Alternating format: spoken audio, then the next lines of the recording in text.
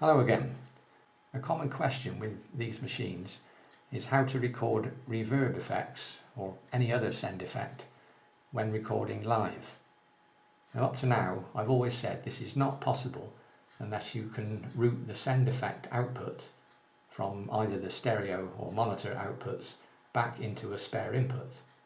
Now although this does work, it's not very practical as you have to be careful you don't set up a feedback loop. My usual suggestion is to bounce the recorded track afterwards onto another track and add the send effect at that time. And this works fine. There are no feedback issues and you can easily repeat the bounce if the effect is not quite right. But the trade-off is it takes twice as long to do.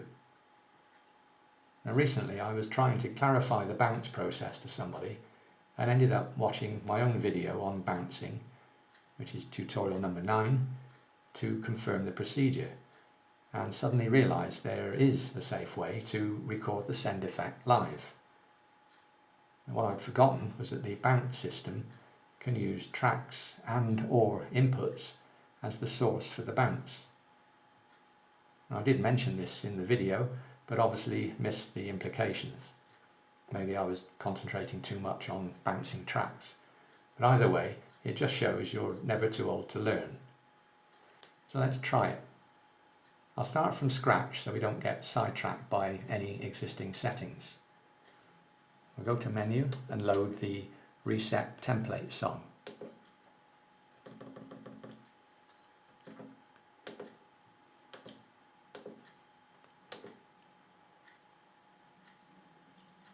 And then immediately create a new song.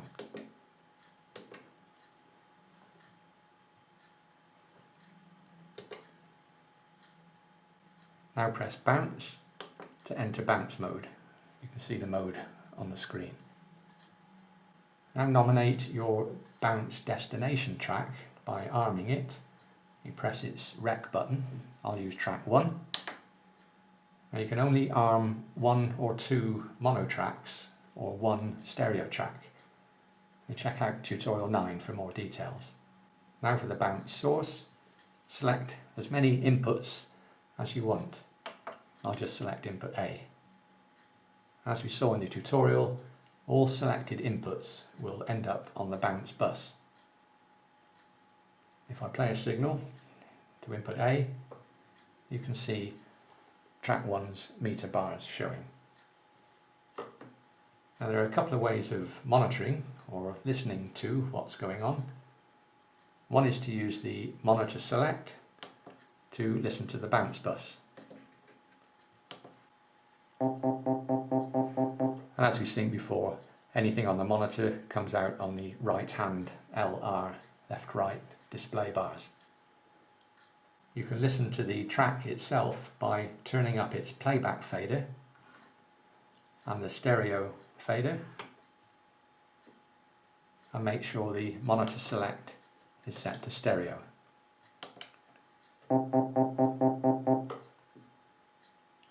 Now if all this is a bit confusing, the various paths are shown in the block diagrams in tutorial 9. Just one thing to watch out for. I mentioned in the tutorial that the manual says selected inputs along here must be assigned to the stereo bus in order for them to appear on the bounce bus. But this does not seem necessary, at least on my machine. Just selecting them is sufficient. You can see nothing's assigned here. And yet this signal shows there's something on the bounce bus.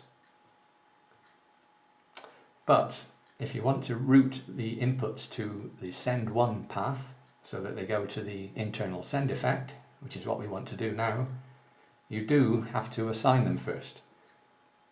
So this is a slight discrepancy between the diagram and the manual and maybe my machine, but just be aware of it. So we're going to assign input A to the stereo bus. And as you may have seen just now, we need to come out of bounce mode to go into assign, because if you press assign, you get the error message. So stereo bus, input A. Now back to bounce mode. Okay, we can now set up send 1 for input A. Press mixer, select input A and confirm in the top right. So all these settings are for input A. Go to the send settings here and turn send 1 on, pre or post as required. I'll use pre, and turn up the send effect 1 level.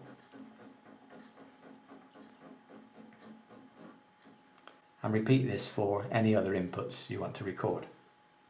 And finally, don't forget to turn up the master 1 level control. Right, that's the signal going to the effect. Now set up the effect itself. We go to the send effect screen by pressing effect and press F1 if it says send. In my case it was okay. Don't forget this button toggles between guitar effects, which are insert effects, and send effects. You've got a choice of 3 send effects: chorus, delay and reverb. I'll use this one. Turn it on and turn up the return level. Otherwise no signal will come back out of the send effect. And as we saw before, the send effect output also goes to the bounce bus when we're in bounce mode. We can check the reverb by putting a signal in.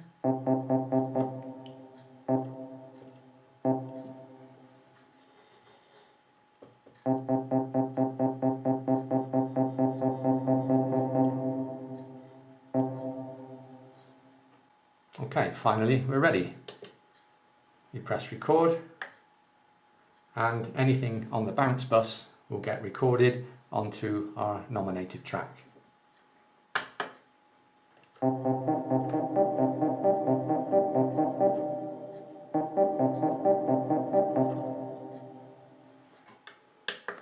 Let's play it back. Come out of bounce mode.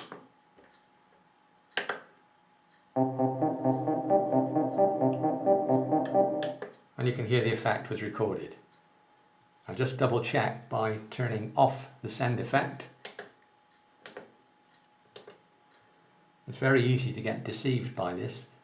If the track playback is also routed to the send effect, it will be added to the playback signal and you may think the effect has been recorded when it hasn't.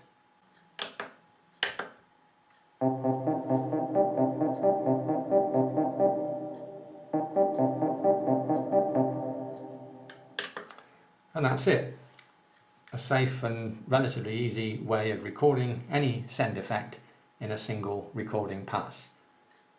Okay, well, hope that's helped and thanks for watching.